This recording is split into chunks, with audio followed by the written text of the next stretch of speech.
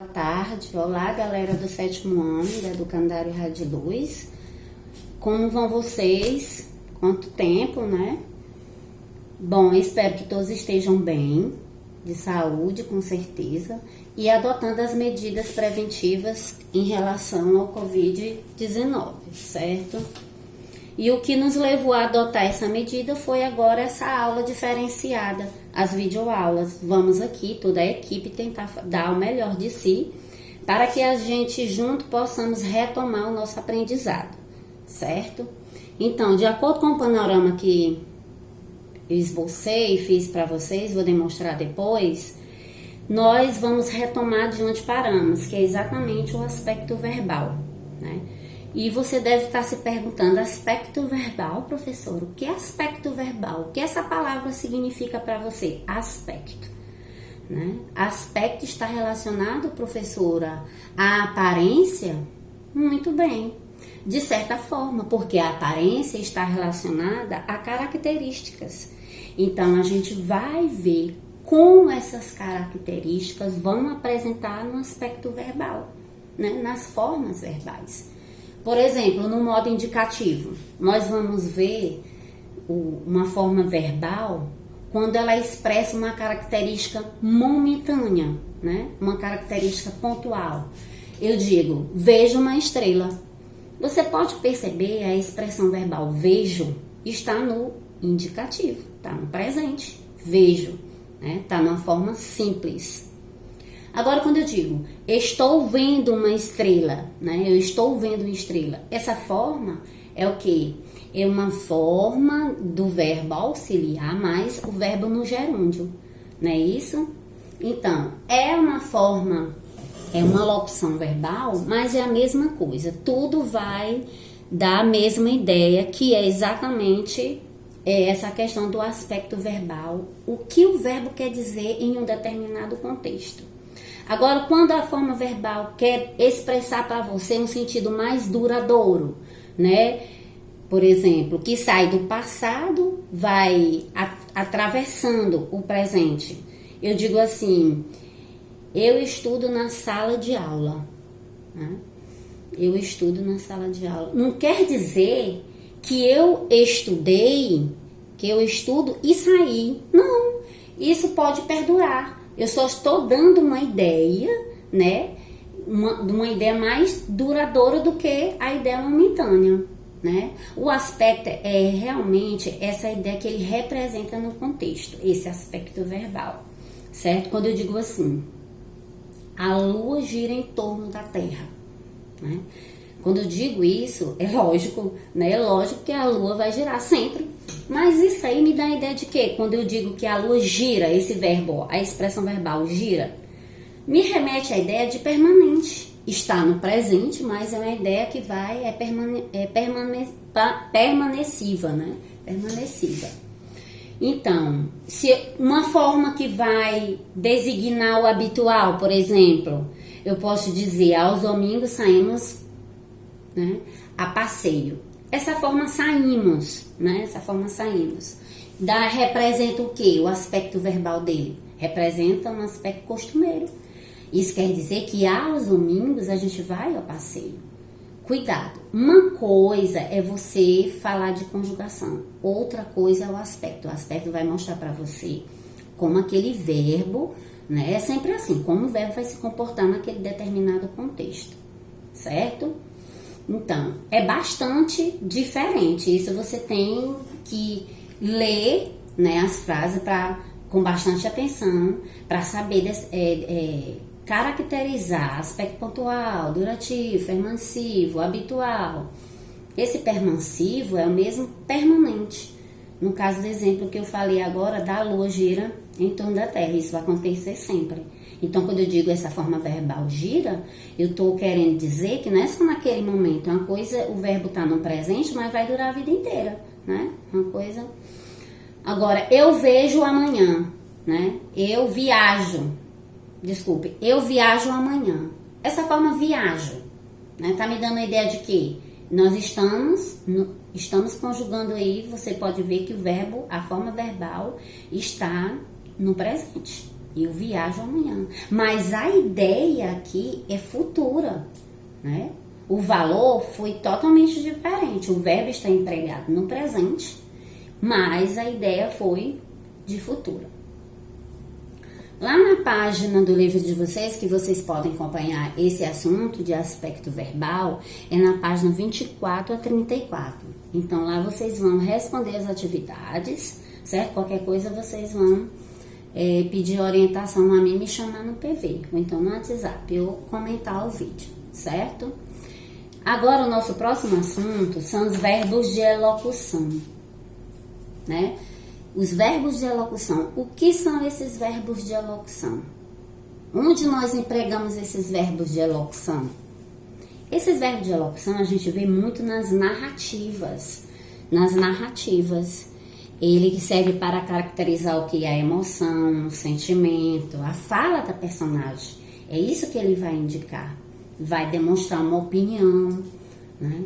Nos textos narrativos, o narrador, normalmente, ele utiliza esses recursos linguísticos, né, da fala dos personagens. E esse recurso linguístico, ele é através de quê? Do discurso direto e do discurso indireto.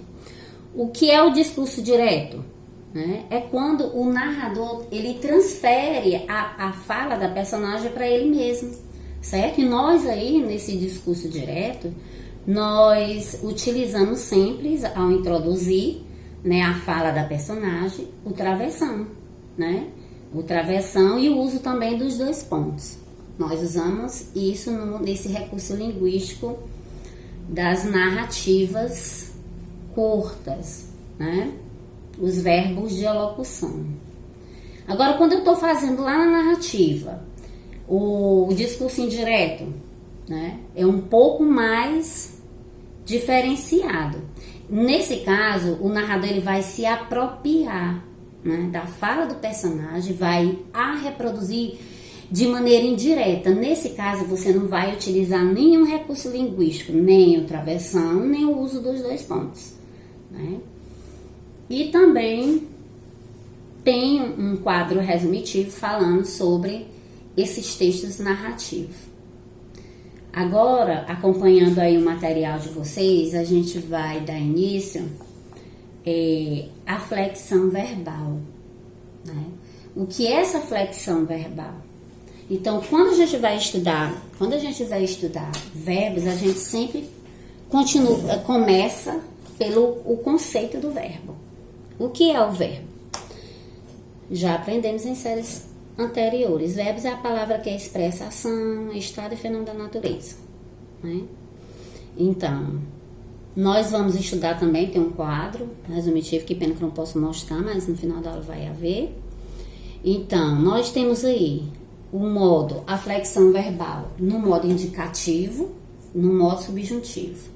O tempo vocês já aprenderam, é o presente, o pretérito perfeito, o pretérito imperfeito, o mais que perfeito, e o futuro do presente e o futuro do pretérito. O número verbal é o singular e o plural, esse vocês já sabem.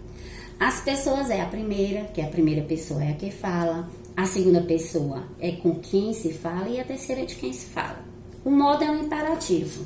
O imperativo, ele vai se dividir, né, em imperativo afirmativo e imperativo negativo. O presente, o verbo vai indicar o quê? Ocorre no momento da fala, né? A ação vai ocorrer no momento da fala e vai se repetindo, né? De imediato eu digo, eu estudo bastante. Essa forma verbal, estudo, está no presente, né? Indica o momento, o ato, a ação está acontecendo no meu ato, no momento em que eu estou falando. Eu estudo bastante. Agora tem o pretérito perfeito, né? Que expressa eventos verbais concluídos no passado. Por exemplo, ela estudou para a prova, né, gente? Ela estudou, essa forma verbal, estudou. Tá me dando uma ideia de quê? De que aquela ação está acontecendo no momento que eu estou falando, ou está me dando uma ideia de que já aconteceu em um passado? que já aconteceu. Que já aconteceu, muito bem. Agora nós temos também a forma verbal pretérito imperfeito. Exatamente, o verbo é um pouquinho diferente do pretérito perfeito, certo? É um evento que ocorreu, né, com repetidas vezes no passado, né? E que ela ainda perdura, ainda dura. E é por isso que o nome dele é imperfeito, porque essa ação ela não foi concluída. A ação concluída se diz pretérito perfeito. O imperfeito não, uma ação, né, um evento verbal que ocorreu, repetido, mas ainda está tendo uma certa duração no passado. É chamado de pretérito imperfeito. Eu digo assim, ele estudava aos domingos para a prova, né?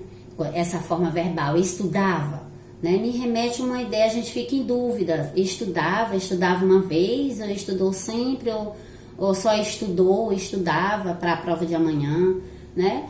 É exatamente essa dúvida, é por isso que o nome dele é pretérito imperfeito, é pretérito imperfeito por essa razão, certo?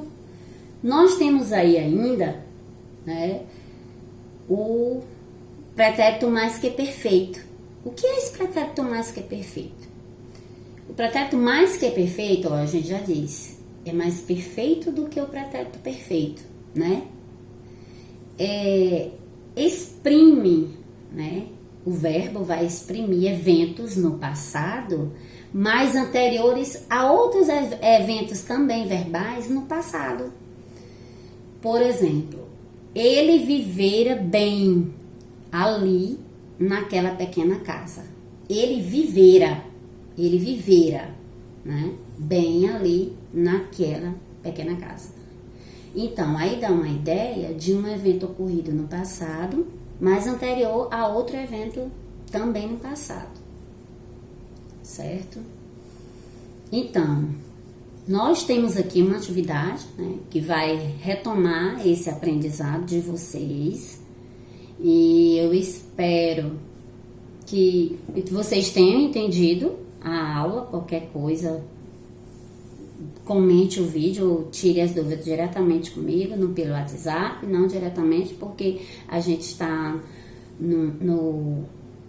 na pandemia, né? Então, gente, agora a gente vai estudar as partes constituintes desse verbo, seguindo o material de vocês, né? E seguindo o material de vocês, nós vamos estudar as partes do verbo.